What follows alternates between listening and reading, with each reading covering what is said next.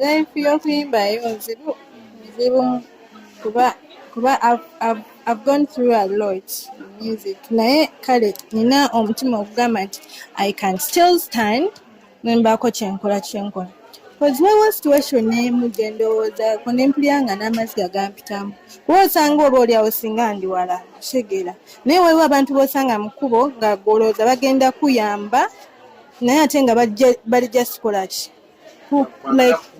kutwala budde bwo kitegeera kubanga ngezezzaako in music kati waliwo situation gye nalimu awo emabega nga nakatandika music it let me so down okitegeera to the point that I lost the morale naye lwakuba nti I have the passion nsigala nnyimirira ne ngamba kale kati nsobola okukola kyokubaako kyenkola nzijjukira nga ntandika industry waliwo gayi yangamba asobola okumanaginga naye gayi kumbe yali fake bano abagayi ababa baleebyawo cause yampitako somewhere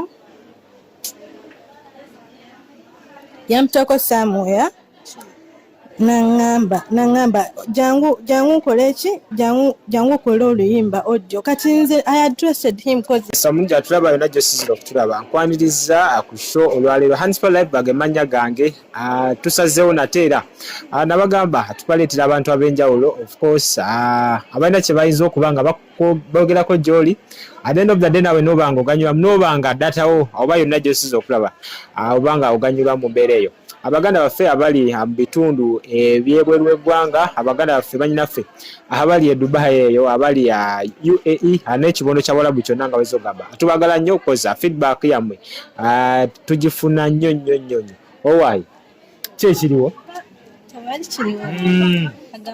looking nice. Oh, thank you. Togerako nani wali akulaba omuntu ebisooka amanya nze Elenzo Rays. You can call me Elenzo. Ndi muyimbi ate nga ndi makeup artist. Business woman. Yeah. Makeup is me, business is me. Buli kimu kyenkola nkyala. Obigattaganya otya? Mwana bintu byakuyiriwa Uganda yakwesibako obwesibi. Kwesibako buli kimu. Naye nga mpola tugezaako. Mpola tugezaako ekiganye. Atukita. Okuyimba kuno tutandikirawo. Okukuba oluyimba my friend is not an easy thing. Nze nkugambye okuba obuto nga njagala nnyo okuyimba era nagezaako yambadde ennyimba. But still on the I'm still hustling. Check it out. So omuntu okukuba oluyimba n'atuukako watuse. I respect that person so much. A lot of challenges ezibeera mu lugendo lwonna.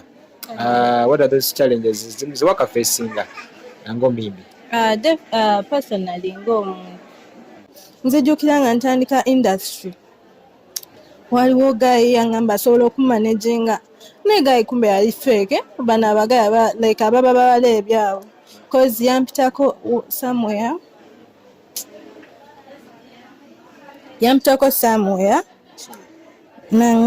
nangamba jangu koleki jangu kola oluyimba audio kati nze I addressed him cause yali azze n'abantu bemmanyi nti batuufu okitegeera kati nze nemwesigawo nti agenda beera manager wange kati bwe natuukayo nalina abantu 3 naye nga naye abamanyi kozo abamu baali bapromota bange bagala kutuuka kumpromotinga kati nabeerawo he took a lot of time emisana gonna tetulina kyetukola akwakya biki they expected oba tugenda kukola misana but man later on in the evening nagamba tukyalindako bano baproducer bajje simanyi studio gyeri nyina kugumira ku ye bakyali benaze nabo bonna abagobye ensigaddewo obwomwangamba ogenda kukolera eno tuukeeyo ewantu wali Islam areas obudde bwa kiro sirina ngeri yonna sirabawo kintu kyonna kigamba kino ogenda kuproducinga I swear tangayo abantu 3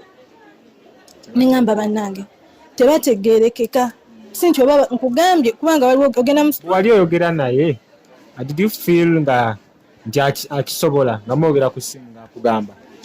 See, it wasn't my first time to meet him because we were meetinganga nali mu meetinga n'abantu oshegeera naye nga ndaga nti ye industry agikola ki agimanyi ate alina ssente asobola kunteeka mu ssente era bonna yantwalangako ku photoshoot yabo kati the first day yali first day okukola naye like officially naye mani natuuka eri kiki ekyasinga okujira I just don't want to talk about that. Mpulira nga bwe nkyogerako ngamba ebiseera bingi byenyonoonye. Kati ddala otuyiseemu kati wakisurviving otya? Neebuusa nga nze kubanga natunulawo ne ngamba wano tewali ki mbeera yonna gaye ng'alina byayogera nabali mukaama okyegeera nga sibiwulira ne ngamba abantu bano bateeka okuba balina kye bambalira. Ne mbagamba kange nenfuke nze nzije nga nina vibe biki nenvaayo nga sambadde nangatto nenziruka bwendi simanyiiwo sawa mekolo zaali nga sawa 8 gwa kiro. I felt nali nyina okugenda kozi nze my life ekyo nali sikisuubira because kenkugambye nti lweluyimba lwange olwali lusooka era kyampisa bubi namala ekiseera nga sikola music sikola ki engamba oba osanga music sijja musobola but again lwakuba nti nagaye music is passion. I felt like I have to stand chegeera because by then nga tolina ssente tolina woyinza kutandikira like yadde 15 mu nsawo nga toziyina ng'odipendingirako yakugambye nti no manajawo. So me I think abawala bangi abayita mu bizibu ng'ebyo kitegeera nze natandika nga ndi ku zero nze ne business yange nagitandika n'enusu kasanvu nga I'm not good at all naye nakagimalamu so katikengezaako kugamba nti bw'oba ng'olemeddeko sinaba kutuukawo naye I'm seeing where I'm going. Fast forward okay, sorry. Music oluyimba wasigala okyayimba then twogere ku luyimba olupya luno luyimba olupya ne song boss. Yes, kati bwe nzija nga nkula in music sisinga n'abantu ab'enjawulo. I've made this song, it's a collab, it's a very nice song with someone bamuta song boss creating muwandiisi wa nyimba te muwandiisi mulungi so yasalawo ayimbe nange ne tukola oluyimba. It was just a vibe because twali mu studio buli omu aludde olaba munne ne producer waako nga tudde okwiraba just nagamba tukoleyo ekiyimba wano na producer nakuba engoma producer Shak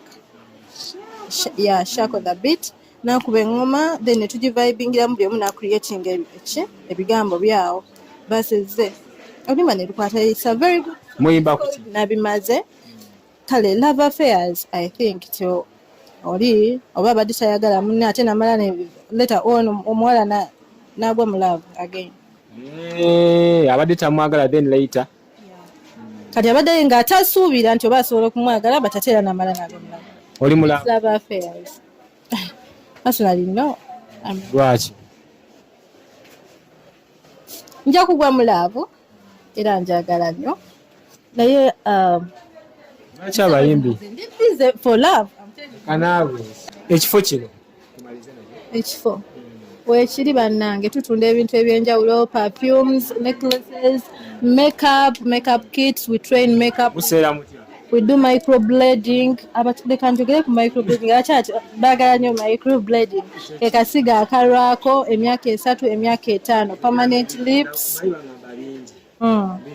ebirevu anti kati ebisige tubisalako ne tubiyisa ati nga mulala atayina ebyange njala bibunda okay naye kati fe ate twongezaako kuba talina nomuntu n'abeera n'ekisige kyekyo emyaka 3 ne permanent lips to training a makeup tukola eyelash installations ezibeerako single eyelashes then netukola ne normal makeup ono wa bulijjo. We are L'Oreal Beauty. It is Grand Corner, shop number 208, level 2. Wajja ku social platforms zo ne wambuuza nange mbasonga. Oba akanamba kange ak'essimu akeetaaze because I'm a business woman esobola okunkubirako eri 0703 90 7666 ndi mukyala Muganda eri 07 noti ne noti musanvu noti satu kyenda noti musanvu emikaaga esatu. Promote omuna kati gwe nkyalina promote abantu babita stobbe sikyamwogerako yeah because oyo gayanjirawo omubiri nti ate tagenda kuŋŋamba nti I want to fuck you yeah yeah ate kati sinto balina sente good man nange kyali wange musajja wa kabi nnyo banga yonna letukoledde tumalirize oluyimba luno bayinza lusangawa then and social handles zo Elenzo Rays gemanya gange again social media platforms zange YouTube channel Elenzo Rays Instagram Elenzo Rays TikTok Elenzo Rays everywhere Twitter Elenzo Rays so mugende mukebere oluyimba bwerudi mudundo audio mark everywhere oluyimba bwerudi mbamye nsaba mumpagire enyimba nkyabaleetera check on that song is a very vibe song buli omu asobola vibingyako bambi ba TikTok ambeegayiridde batata ne bamaama ambeegayiridde nsobola okufukamira ekiba kyetaagisa